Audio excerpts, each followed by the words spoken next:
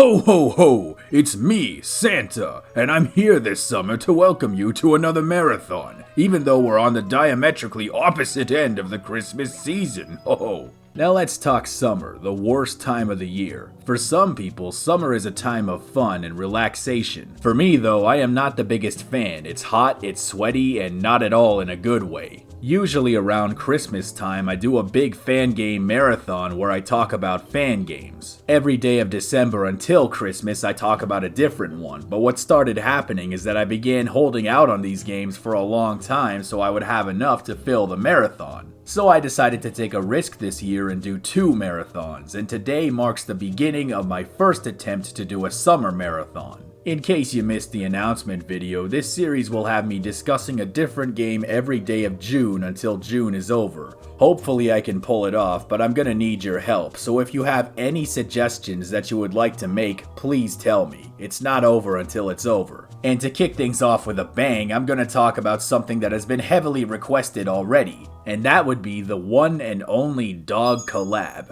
I feel like Dog Collab has been in development since the dawn of time. In reality, it's only been a couple of years, but that can feel like an eternity with how fast the internet moves. This is a big collaborative effort by several dogs and ROM hacking veterans, with Cheesepin at the heart of the operation, and if that name sounds familiar, Cheesepin was previously famous for Yoshi Commits Tax Fraud, which is a really funny ROM hack that I've only played the demo of, but maybe that'll be a game for later on, or maybe it won't. Stay tuned to find out. The real draw of this game is that the levels were all made by different people and each of them tell you which person or persons worked on it. The credits also tell you the name of the song in every level, so you can actually find it outside of the game, which to me is kind of a godsend. Most people discover new music through Spotify playlists or whatever, but most of the new music that I find is because it was used in a Mario 64 ROM hack. Did I mention that I'm f***ing weird? Sometimes hunting down the music from these games is surprisingly difficult, especially if it's not documented on the hack wiki, so it's always nice when they tell you what it is. And the game also contains a lot of original compositions as well, which is very impressive. I find that to be pretty rare in these types of games, but more on that later.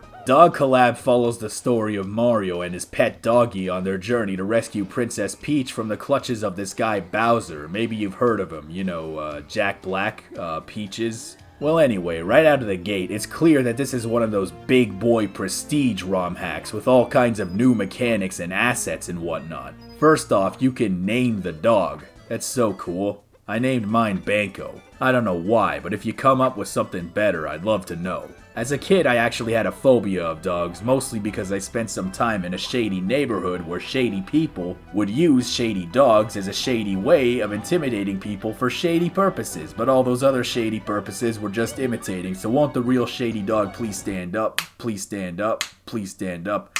This is gonna be a long month. It's only in the last few years that I finally started to get over that. I think John Wick probably helped. Basically, what I'm trying to say is that Dog Collab is like John Wick if it was made for little babies.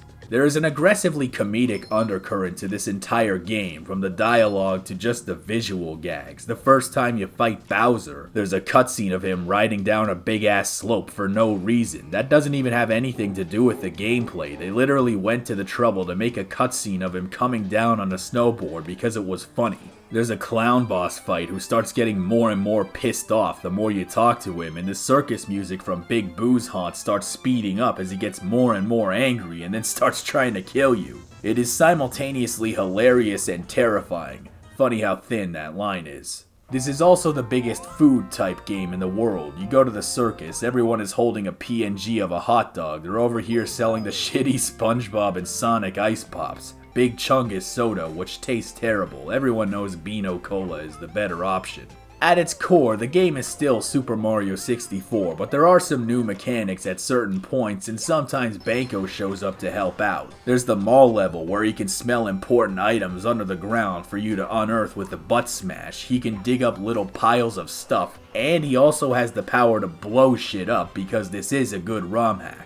Also, he can turn into a giant PNG of a fist and do the Dr. Octagonopus blast like it was 2009 all over again. Every single level tells a story, act by act. A successive narrative builds up as the characters and world acknowledge the good or bad that you did to them. I especially like this part in the circus level. By the last mission, you've been all over this platforming clown level 3 billion times, and right at the end they say, "Alright, let's shut it all off." You pull the switch and explore the same level, but now everything has stopped and it's all dark. It really is like the closing act of a play, simultaneously sad that it's over, and happy that it happened in the first place. Again, much like Mario Sunshine, it does a lot to make the world feel a lot more realized and cohesive. One of my favorite levels is this one near the end. It's so bizarre and unique. There are moments where the camera breaks away from your control to give a forced perspective, which is such a little thing, but ends up creating a really cool effect, like when you're running down this hallway.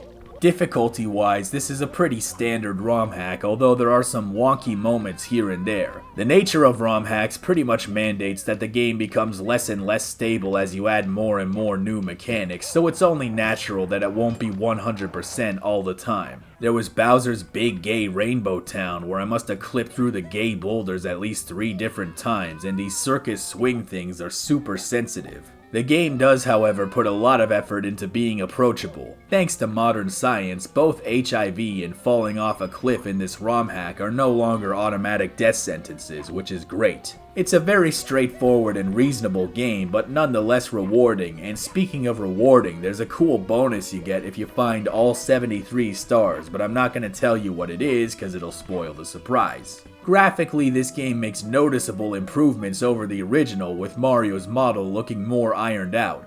Texture work isn't leaps and bounds ahead of the original game, but there are areas where it looks much more rich in detail than you might expect from Mario 64. It is worth noting that I don't think I used the ideal emulation setup, which resulted in a couple of graphical bugs, but from what I understand, this mod is also optimized for original hardware, which is great if you're a big fan of authenticity, and have an EverDrive, which I might get after I stop spending all my money on pepperoni sticks and coffee beans. But where this game really blew me away, surprisingly, was the music. I like the music in most of the hacks I've played, but this is exceptional. It's not just great remixes, but as I alluded to earlier, original compositions as well, and they all sound great.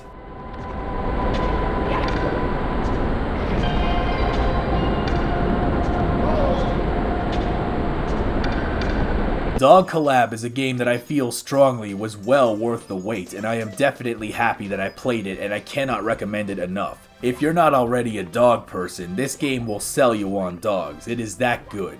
Now, tomorrow's game also has dogs in it, but I must warn you, they're a little bit less friendly than Banco, but I hope you drop by anyway. Same dog time, same dog channel, and that's gonna be a wrap for today. Merry summer, y'all.